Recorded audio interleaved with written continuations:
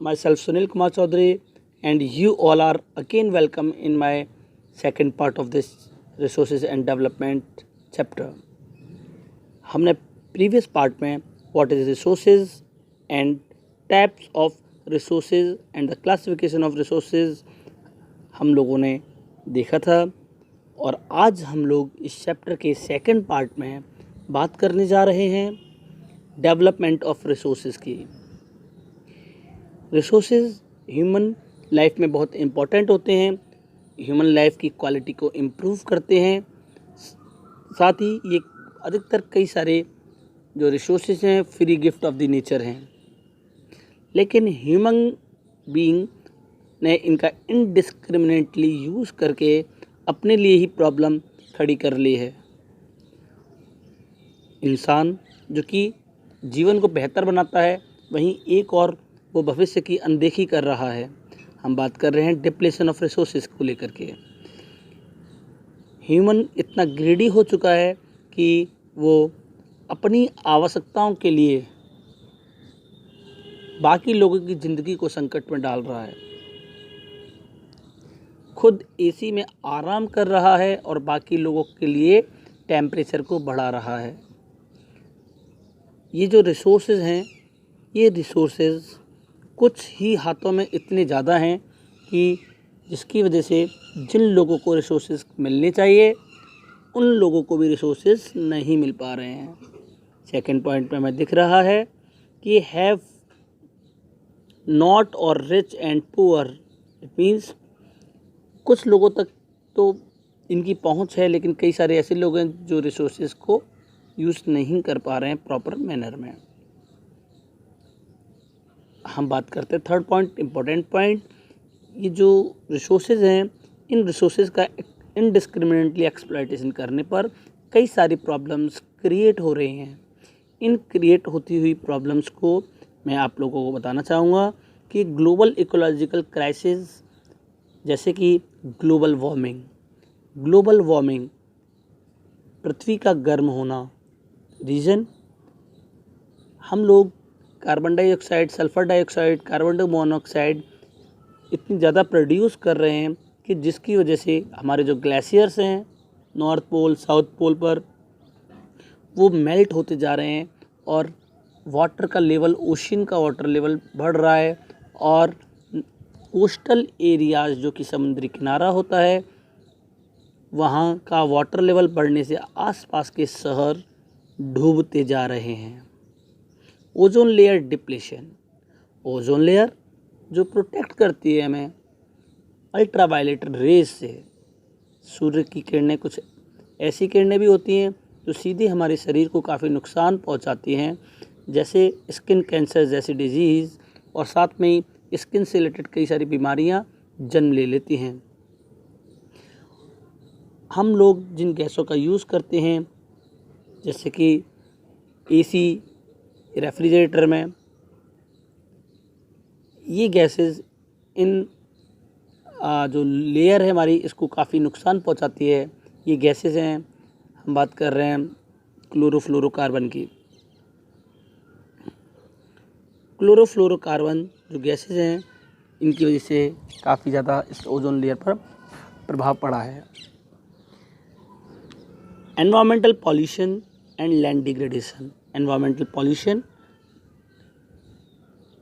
देख सकते हो आप लोग, सुबह का जो समय होता है आपको काफ़ी अच्छा लगता है, ऐसा लगता है कि आपकी विजिबिलिटी आँखों की बहुत अच्छी है, लेकिन धीरे धीरे शाम होते होते आपकी विजिबिलिटी ऐसा लगता है कि कमज़ोर होती जा रही है। विजिबिलिटी कमज़ोर नहीं हो रही मित्रों, बल्कि हमारे आसपास इतना ज़्यादा स्मोक जमा हो जाता है, जिसकी वजह से हमें चीज़ें धुंधली नज़र आती हैं, और धीरे धीरे ये हमारे आँखों पर तो प्रभाव डालता ही है, लेकिन हमारी स्किन को भी ख़राब करता चला जाता है। लैंड डिग्रेडेशंस, आप लोगों को बता दूं, फर्टिलाइज़र्स का इतना ज़्यादा यूज़ कर लेना खेतों में, जिससे कि ज़मीन की फर्टिलिटी डिक्रीज़ हो जाती है। इंडस्ट्रीज़ के द्वारा बहुत सारा गार्बेज डंप कर देना, स्मेल आती है जिससे, और कई सारी बीमारियां एयर, वाटर, नॉइस पॉल्यूशन जैसी भी इन फैक्ट्रियों के द्वारा देखने को मिलती है। अब बात ये करते हैं कि ये सब हम नुकसान तो कर रहे हैं, लेकिन क्या वास्तव में हम लोग अपनी क्वालिटी ऑफ लाइफ को इम्प्रूव करने के लिए ग्लोबल लेवल पर कोई कोशिशें कर रहे हैं? ज़रूर इसको हम देखते हैं। देयर आर फ्यू इंडिविजुअल्स और countries which are doing work for the future of our planet, क्योंकि डेंजर जोन में है उसको वहाँ से निकालने के लिए। तो देखिए यहाँ एक कंसेप्ट आ रहा है। This concept is very important friends. ये कंसेप्ट्स बहुत इम्पोर्टेंट हैं। इससे पहले मैं आप लोगों को बताना चाहूँगा कि कुछ इमेजेस मैं आप लोगों के साथ शेयर कर रहा हूँ। ये इमेजेस आप देखिएगा। जैसा कि इस इमेज में आपको नज़र आ रहा है, कई सारे रिसोर्सेज हैं, sun, forest, rocks, mineral, animal, air, oil, water, soil. हम बात करें फॉरेस्ट की तो डिफॉरेस्टेशन की वजह से ऑक्सीजन की कमी होती है, कार्बन डाइऑक्साइड एटमॉस्फेयर में काफ़ी होने की वजह से ग्लोबल वार्मिंग जैसी नेचुरल डिज़ास्टर हमें देखने को मिलते हैं। वहीं वाटर की शॉर्टेज की वजह से हम देख रहे हैं कि अर्थ की ऊपर की लेयर काफ़ी ड्राई हो गई है और वाटर का लेवल काफ़ी डाउन चला गया है। इसकी वजह से कई सारी जगह लोग काफ़ी ज़्यादा भीड़ लगाते हैं पानी भरने के लिए और कई सारी वहाँ घटना भी घट सकती हैं।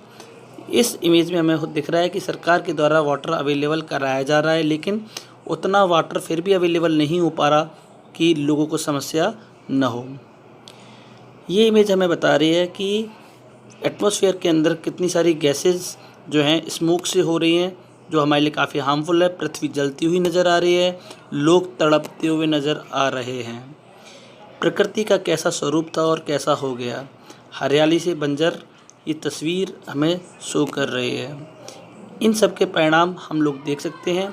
Deforestation, desertification, extension of species, forced migration, soil erosion, oil depletion, ozone depletion, green house gas increase, extreme energy, water pollution and natural hazard, natural disaster. आप इनका स्क्रीनशॉट लेकर के आप लोग इनके आंसर्स को कहीं लिख भी सकते हो। चलिए ओके। इसके बाद मैं बात करता हूँ सस्टेनेबल डेवलपमेंट। सस्टेनेबल डेवलपमेंट एक बहुत इम्पॉर्टेंट इशू है। देख सकते हो sustainable development. Sustainable development, sustainable development Hindi में इसको सतत पोषण या विकास कहते हैं। सतत मतलब निरंतर चलने वाला। इस सस्टेनेबल डेवलपमेंट में हम लोगों को देखने को मिलेगा कि ये कंसेप्ट जो है, जिसमें हम भविष्य की जो जनरेशन है उनका ख्याल रखने के लिए रिसोर्सेज को इस तरीके से यूज़ करें जिसका एनवायरनमेंट के ऊपर कोई हार्मफुल इफ़ेक्ट ना हो और भविष्य के लोगों के लिए उनको बचा करके रख सकें। इसी को बोलते हैं sustainable development. A very simple definition आपको यहाँ देखने को मिल रही है। सस्टेनेबल इकोनॉमिक डेवलपमेंट मीन्स मतलब development should take place without damaging environment, बिना नुकसान पहुँचाए एनवायरनमेंट को। And development in the present should not compromise, हमारा वर्तमान डेवलपमेंट भविष्य की needs of the people generation, भविष्य की जो जनरेशन है उनकी ज़रूरतों के साथ कोई कॉम्प्रोमाइज़ नहीं होना चाहिए, उनके लिए बचा के रखने चाहिए। इन सब को ध्यान में रखते हुए हम बात कर रहे हैं कि वर्ल्ड लेवल पर एक अर्थ समिट ऑर्गेनाइज की गई। वर्ल्ड लेवल पर एक अर्थ समिट ऑर्गेनाइज की गई। कब की गई दोस्तों? 1992 में। रियो डी जेनेरियो, ब्राज़ील का एक फेमस सिटी। हालांकि ये कैपिटल नहीं है, ओलंपिक कंडक्ट हुए हैं, इसलिए भी जानना ज़रूरी है कि ये रियो डी जेनेरियो कहाँ है। 100 कंट्रीज़ के रिप्रेजेंटेटिव्स यहाँ पर गैदर हुए और उन लोगों ने काफ़ी डिस्कस किया एनवायरमेंटल रिलेटेड इश्यूज़ के ऊपर। ये फर्स्ट इंटरनेशनल अर्थ समिट थी। You should be remember, first international summit.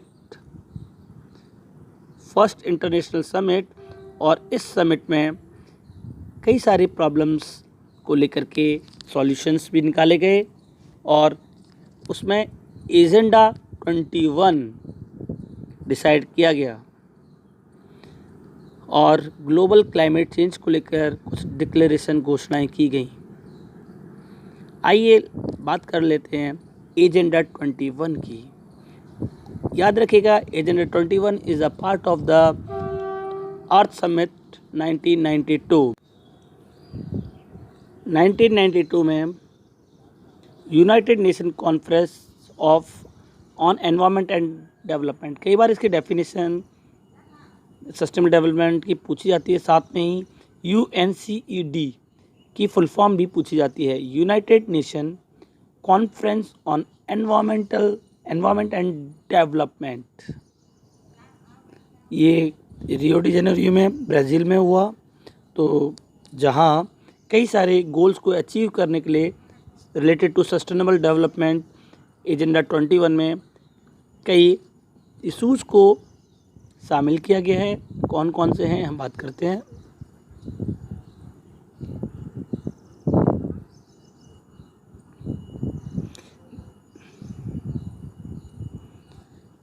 आप देख सकते हो कि कॉम्बैट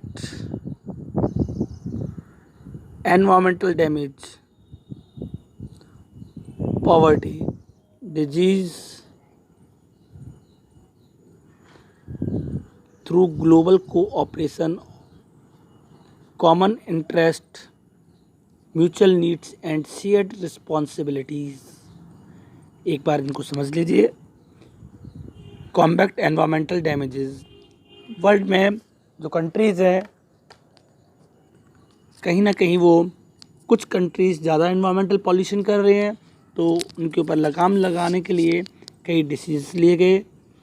पॉवर्टी, गरीबी को दूर करने के लिए, क्योंकि गरीब व्यक्ति कई सारी प्रॉब्लम्स को झेलता है एनवायरनमेंट रिलेटेड, क्योंकि उस एक स्वस्थ और एक प्रॉस्पर व्यक्ति एसी में बैठा हुआ है, उसका अच्छा घर है, लेकिन एक गरीब व्यक्ति जिसके पास कोई भी रिसोर्स ना होने की वजह से उसको इनके द्वारा क्रिएट की गई प्रॉब्लम्स झेलनी पड़ती हैं। तो पॉवर्टी को दूर करने के लिए इसमें डिसीजन लिया गया। Disease through global cooperation on common interest. आप लोग जानते हो कि वर्तमान में भी कोरोना नामक एक बीमारी चाइना के वुहान से चल कर के शायद ही कोई ऐसा देश रहा जिसको हमने सुना भी नहीं होगा कि वहाँ तक ये बीमारी नहीं पहुँच पाई। यहाँ तक कि हर शहर में ये बीमारी पहुँच गई है। तो ऐसे ही कई सारी बीमारियाँ किसी एक जगह से चल कर के पूरी दुनिया में फैल जाती हैं, उनको रोकने के लिए भी प्रयास किए जाएं। Mutual needs and shared responsibilities के द्वारा हम लोग एक दूसरे को समझेंगे, एक दूसरे के साथ हाथ से हाथ मिला करके कई सारी बीमारियों और समस्याओं से रिलेटेड टू एनवायरनमेंट लड़ेंगे, ऐसा तय किया गया है। वहीं एक मेजर ऑब्जेक्टिव भी इसमें लास्ट थ्री लाइन्स में आपको दिख रहा है कि मेजर ऑब्जेक्टिव एजेंडा 21 में local government should draw its own agenda for 21। Local level का मतलब जैसे हमारे इंडिया में 3 टायर सिस्टम है, टॉप में सेंट्रल गवर्नमेंट, स्टेट गवर्नमेंट और थर्ड जो होता है उसको बोलता है लोकल लेवल गवर्नमेंट। तो ये लोकल लेवल गवर्नमेंट मेनली कई चीज़ों को इम्प्लीमेंट करवाती है देश के जो पीपल हैं उनसे। तो थर्ड लेवल को हम ग्राम पंचायत या पंचायती राज के नाम से भी जानते हैं, और ये पूरा सिस्टम गांव, ब्लॉक और ज़िला स्तर पर होता है। तो ये वहाँ की अपनी समस्याओं को देखती है, उनको समझती है, क्योंकि हर जगह की अपनी प्रॉब्लम्स और सर्कमस्टेंसेस अलग अलग होते हैं, तो उनको दूर करने के लिए यही ज़्यादा अच्छी कोशिशें कर सकते हैं। तो ये खुद अपना एजेंडा तैयार करें कि उनको किस तरीके से कौन सा काम करना है। मैं उम्मीद करता हूँ कि मेरे द्वारा दी जा रही जानकारी आपको ठीक लग रही होगी। यदि आपका कोई भी डाउट है तो नीचे आप कमेंट करके मुझसे पूछ भी सकते हो। Let's move to resource planning. Resource planning क्या है? प्लानिंग जानते ही हो, जब भी हम कोई काम शुरू करने जाते हैं उससे पहले ये तय कर लेते हैं कि किस काम को हमें कितने समय में करना है और उसमें क्या क्या करना है। ठीक ऐसे ही रिसोर्सेज के लिए भी प्लानिंग की जाती है, क्योंकि हमारे इंडिया में जो रिसोर्सेज है, specially I am talking about the India, तो हमारे इंडिया के अंदर जो रिसोर्सेज हैं, ये रिसोर्सेज कम तो नहीं है, लेकिन अनइक्वली डिस्ट्रीब्यूशन है, कहीं ज़्यादा है तो कहीं कम है। कोई रिसोर्सेज कहीं पर ज़्यादा है लेकिन वो उसका यूज़ पूरी कंट्री को करना है। तो हम देख सकते हैं कि यहाँ पर कुछ एग्जांपल भी आपको दिखेंगे, जैसे कि मैं आपको बताना चाहता हूँ कि ये एग्जांपल्स कुछ स्टेट्स को लेकर के हैं, और ये स्टेट्स जो हैं जैसे कि छत्तीसगढ़, मध्य प्रदेश, झारखंड। इन स्टेट्स में आपको काफ़ी ज़्यादा मिनरल्स नज़र आएंगे। ये मिनरल्स जो कि इसमें स्पेशली कोल डिपॉजिट्स हैं, ये यहाँ पर कई छोटे छोटे प्लेट्यूज हैं जिनमें काफ़ी अच्छी क्वांटिटी में मिनरल्स मिल जाते हैं।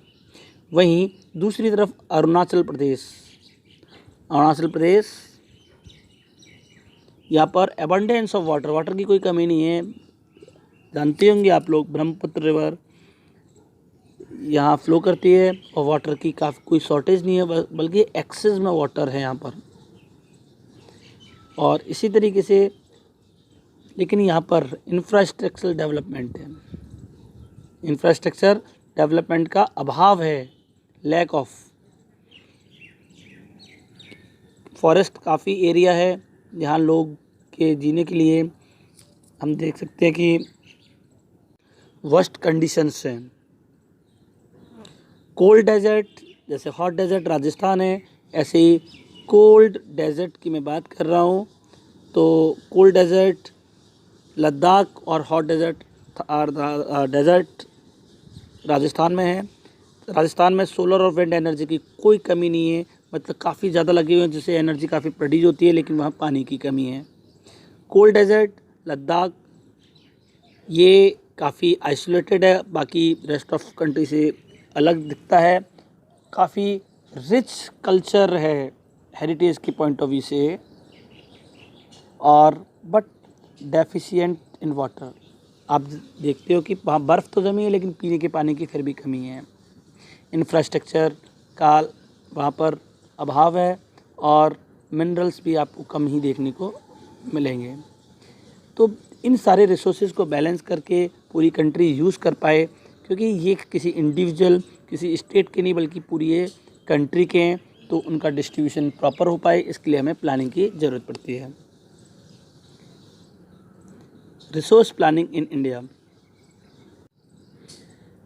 कंट्री के अंदर रिसोर्स की प्लानिंग के लिए यहाँ हम 3 मेथड्स का यूज़ करते हैं। ये कई बार बोर्ड के क्वेश्चंस में पूछा गया है, what do you mean by resource planning in India, how resource planning in India conduct और इम्प्लीमेंटेड। 3 स्टेप्स हैं, इन स्टेप्स को फॉलो करके इस आंसर्स को आप दे सकते हो। इसमें फर्स्ट जो प्रोसेस है कॉम्प्लेक्स वे में, कॉम्प्लेक्स का मतलब कई तरीके से, identification and inventory of resources across the region of the country. इसमें इन्वॉल्व किया जाता है surveying, mapping, qualitative and quantitative estimations को। तो दोस्तों कि कौन से जो रिसोर्सेज हैं और उनका क्या यूज़ है, इसका आइडेंटिफिकेशन किया जाता है, और ये कहाँ मिल सकते हैं, क्योंकि ये पूरी धरती के ऊपर हम हर जगह गड्ढा खोद करके उनको चेक करें कि यहाँ होंगे, ऐसा नहीं होता, बल्कि कहाँ मिल सकते हैं। साइंटिस्ट, जियोलॉजिस्ट इस चीज़ के लिए सर्वेइंग, मैपिंग करते हैं। सर्वे करके उनको ये पता चल जाता है कि ये इस जगह मिल सकते हैं, और प्रॉपर मैपिंग के द्वारा कि कहाँ कहाँ में ये वर्क करना है, सर्च करना है, और क्वालिटी कैसी है, उसकी क्वांटिटी कैसी है, इन सब का मेजरमेंट करके रिसोर्सेज को आइडेंटिफाई करते हैं कि इतनी क्वांटिटी में और इस तरीके से हमारी कंट्री के अंदर रिसोर्सेज हैं। सेकंड पॉइंट कहता है कि प्लानिंग जो है related to resources appropriate technology की मदद से और स्किल्ड एंड इंस्टीट्यूशनल सेटअप के द्वारा हम अच्छा डेवलपमेंट प्लान कर सकते हैं रिसोर्सेज के लिए। टेक्नोलॉजी एक्सट्रैक्ट करने के लिए मिनरल्स को और रिसोर्सेज को ज़रूरी होती है। अच्छी टेक्नोलॉजी हमें ईज़िली हम मिनरल्स को एक्सट्रैक्ट कर सकते हैं, चाहे वो ऑयल वेल्स हों या माइंस हों, और इनमें वर्क करने वाले जितने भी एम्प्लॉयर्स होते हैं उनको प्रॉपर स्किल करने के लिए इंस्टीट्यूशन सेटअप किए जाते हैं कि किस तरीके से काम करना है। साथ में ही उन रिसोर्सेज का डेवलपमेंट भी उन इंस्टीट्यूशंस में किया जाता है कि इसका प्रॉपर क्या यूज़ हो सकता है।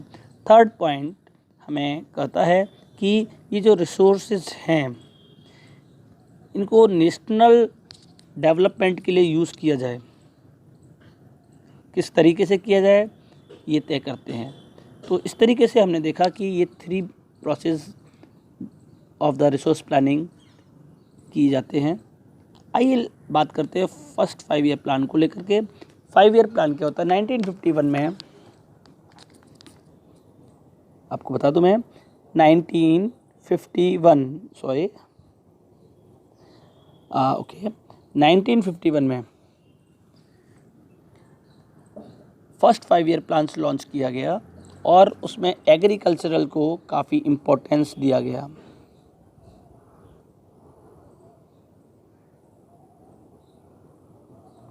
सेकंड 5 ईयर प्लान में इंफ्रास्ट्रक्चर, इंडस्ट्रीज़ को इम्पोर्टेंस दिया गया। 5 ईयर प्लान 5 साल के लिए बनाए जाते हैं। कंट्री के डेवलपमेंट के लिए पहले तय किया जाता है कि हमारा टारगेट क्या होगा और उसको अचीव करने के लिए कोशिशें की जाती हैं पूरे 5 साल। और हम देखते हैं कि हमारी कंट्री में कई एरियाज़ ऐसे हैं जो काफ़ी इकोनॉमिकली बैकवर्ड हैं, कुछ एरियाज़ इकोनॉमिकली स्ट्रॉन्ग हैं। तो दोस्तों, जहाँ हमने रिसोर्स प्लानिंग में बात कर रहे थे कि कुछ एरियाज़ पंजाब जैसे इकोनॉमिकली रिच होते हुए भी वहाँ लैक ऑफ मिनरल्स हैं। झारखंड, छत्तीसगढ़ जैसे प्रॉस्परस इन मिनरल्स होते हुए भी इकोनॉमिकली पुअर हैं। लेकिन डिस्ट्रीब्यूशन कहीं ना कहीं पूरी कंट्री में हमें रिसोर्सेज का ऐसा करना है कि सभी को उसका फ़ायदा मिले।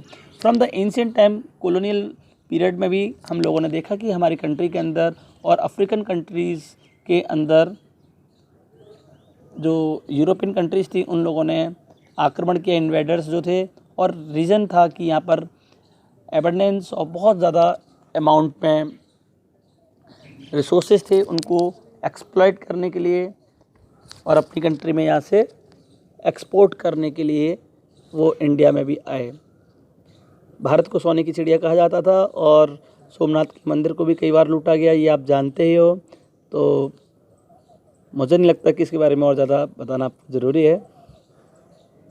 वहीं एंशिएंट टाइम्स में भी कई सारे कंट्रीज़ से इंडिया में लोग आते थे और यहाँ से स्पाइसेस और मसलिन जैसी कई चीज़ों को लेकर के जाते थे।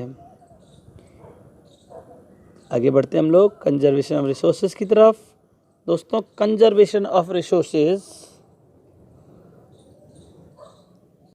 अभी तक हम लोगों ने बात की कि resources are very important for human needs, लेकिन इनको कंजर्व करने की, इनको बचाने की, इनको संरक्षित करने की हम लोगों को बहुत ज़्यादा ज़रूरत है। ये जो रिसोर्सेज हैं, ये रिसोर्सेज ह्यूमन नीड्स को कई तरीके से पूरा करते हैं, लेकिन आगे ये नहीं रहेंगे तो हमें सोशियो इकोनॉमिक एनवायरमेंटल प्रॉब्लम्स देखनी पड़ सकती हैं। और इन रिसोर्सेज का कंजर्वेशन डिफरेंट लेवल्स पर हम लोगों के लिए ज़रूरी हो जाता है। कई सारे जो लीडर्स हैं उन लोगों ने काफ़ी पहले से इसकी तरफ अपनी चिंताओं को व्यक्त किया, और जिनमें नाम लेता हूँ मैं महात्मा गांधी जी का। महात्मा गांधी जी हमारे एक फ़िलासफ़र तो थे ही, साथ में काफ़ी इंटेलेक्चुअल भी थे, और जिन्होंने कई सारे मूवमेंट्स के द्वारा हमारे कंट्री से अंग्रेज़ों को भगाने की पूरी भरसक कोशिश भी की थी। उनका कहना था, ये कई बार पूछा जाता है कि डेफिनेशन किसकी है, और इस डेफिनेशन को एक्सप्लेन करिए। आपको यहाँ मेरे लेफ़्ट साइड में स्क्रीन पर सेकंड लाइन में दिख रहा होगा। डेफिनेशन है डबल इन्वर्टेड कॉमा के अंदर, there is a enough for everybody needs and not for anybody greed. हमारे पास सभी की ज़रूरतों को पूरा करने के लिए पर्याप्त रिसोर्सेज हैं, लेकिन लालची व्यक्ति का पेट भरने के लिए पर्याप्त नहीं हैं, क्योंकि इसकी कोई लिमिटेशन नहीं होती कि किसी का पेट कितने से भरा जाए। किसी की भूख मिटाने के लिए तो हम लोग रिसोर्सेज का यूज़ कर सकते हैं, इतना है हमारे पास। ये place the greedy and satisfies individual and exploitative nature of modern technology. Modern technology की मदद से हम लोग एक्सप्लॉयटेशंस को काफ़ी ज़्यादा कर रहे हैं, जो कि ठीक नहीं है। इसलिए महात्मा गांधी ने अपना ये स्टेटमेंट दिया। ऐसे ही इंटरनेशनल लेवल पर क्लब ऑफ रोम ने सबसे पहले रिसोर्सेज एंड कंजर्वेशन को लेकर के अपनी बात को रखा 1968 में सिस्टमेटिक वे में। उसी की देखा देखी 1974 में एक व्यक्ति थे जिनका नाम था स्कूमेकर। उन्होंने गांधी जी की फ़िलॉसफी पर बेस्ड एक बुक लिखी जिसका नाम था स्मॉल इज़ ब्यूटीफुल, और उसमें भी उन्होंने रिसोर्सेज के कंजर्वेशन की बात कही है। ठीक ऐसे ही ग्लोबल लेवल पर, ग्लोबल का मतलब अर्थ को पूरी को ध्यान में रखते हुए 1987 में रिसोर्सेज कंजर्वेशन को लेकर के ब्रुटनलैंड कमीशन की एक रिपोर्ट आई। उस रिपोर्ट में उन्होंने अडॉप्ट किया सस्टेनेबल डेवलपमेंट को, और इसी रिपोर्ट में इंट्रोड्यूस किया गया था सस्टेनेबल डेवलपमेंट, जिसमें कहा गया कि रिसोर्सेज की कंजर्वेशन की बहुत ज़्यादा ज़रूरत है। और उसी की फ़िलॉसफी पर बेस्ड एक बुक पब्लिश की गई जिसका नाम था आवर कॉमन फ्यूचर। ऑलरेडी आप लोग ब्राज़ील के रियो डी जेनेरियो शहर में जो अर्थ समिट हुआ 1992 में, उसको पढ़ चुके हो। दोस्तों, यदि आपको ये वीडियो अच्छी लगी हो तो आप अपने फ्रेंड्स को भी शेयर कर सकते हैं। साथ में आप इस वीडियो को लाइक करें और बेल आइकन प्रेस करना ना भूलें, ताकि इसका थर्ड पार्ट आपको जल्द ही मिल जाएगा। धन्यवाद।